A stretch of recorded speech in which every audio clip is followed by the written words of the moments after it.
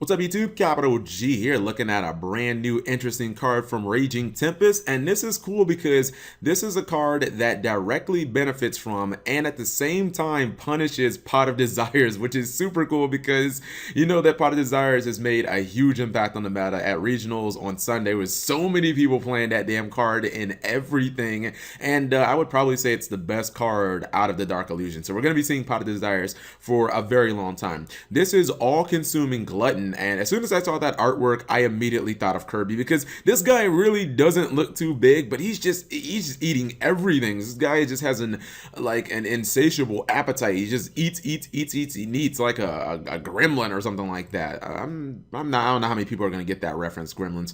Anyways, let's look at this card. So it's a level 1. It's a Dark Fiend monster. Its stats are question mark for attack and defense, which I really didn't care too much about because it's a level 1. Like, if a level 1 monster can give me, I don't know, 500 attack, like, I'm pretty much good with that. But like, when it comes to level 1s, I don't really care if you're 0 attack, 100, 200. It's never going to be that relevant, to be honest.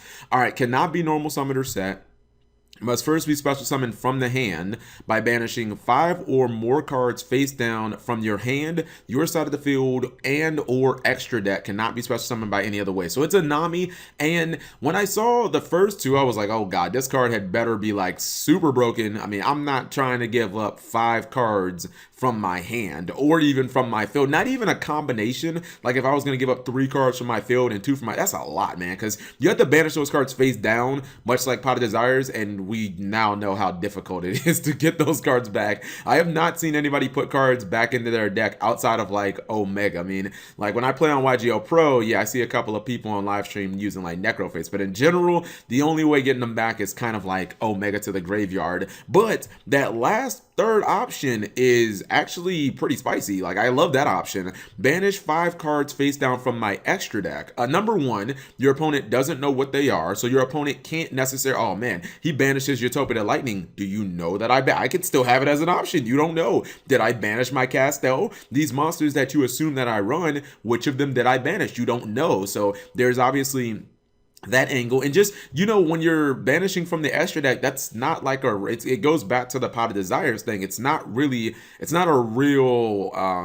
not like a real resource. You know, you're not losing any card advantage. You can easily just banish 5 cards that you're probably not going to use in that duel and just throw this guy out there. So what does this guy do? What is his effect? Effect number 1, this card gains 100 attack and defense for each banished face down card. See, that's why I'm saying that this card can punish Pot of Desires. If your opponents use Pot of Desires early in the game, they have a minimum of 10 cards already face down, which means you summon this guy and he's already at 1,000 attack. But then if you, well, actually he'd be at 1,500 because he gets 10 from your opponent and then he get 5 from you. So yeah, this guy would be a level 1 with 1,500 attack if you or your opponent has used Desires. And what if you've both used Desires? You could be looking at a level 1 that's hitting the freaking, that's gonna hit the field at 2,500 attack. Like, that is nuts. Or if you, I guess, use 2 of them, but I don't know. I'm not.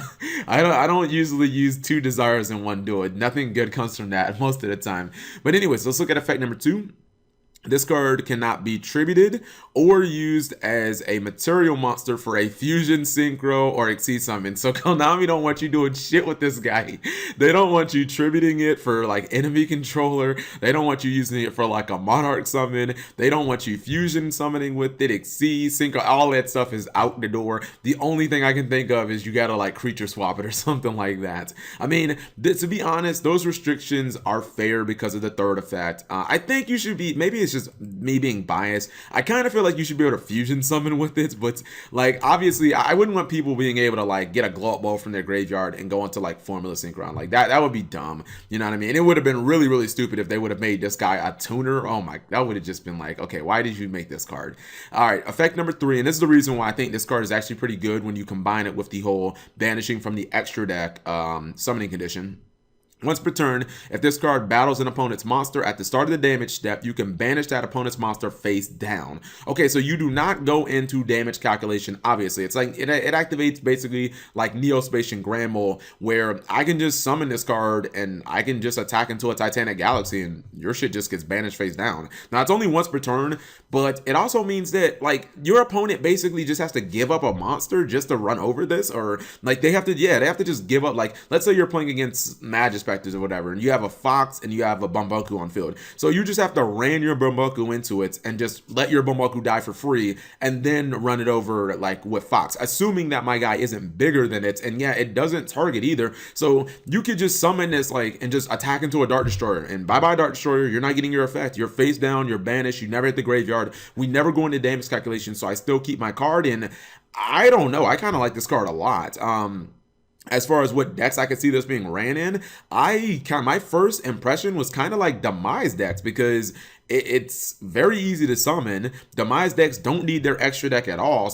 And you know what I just thought of? I don't know why. As soon as I was done making the video, I thought about it. I think that this card is super comparable to Neospacian Grand Mole. And I want to say that this is basically like the new Neospacian Grand Mole. I think it's just better, to be honest. Think about Grand Mole and the context of the decks that you use them in. Grand Mole's only played in like, you know, my barrier statues or Demise decks, super anti-meta decks. You're not going to splash it in the Magic Specters or anything meta like that, right?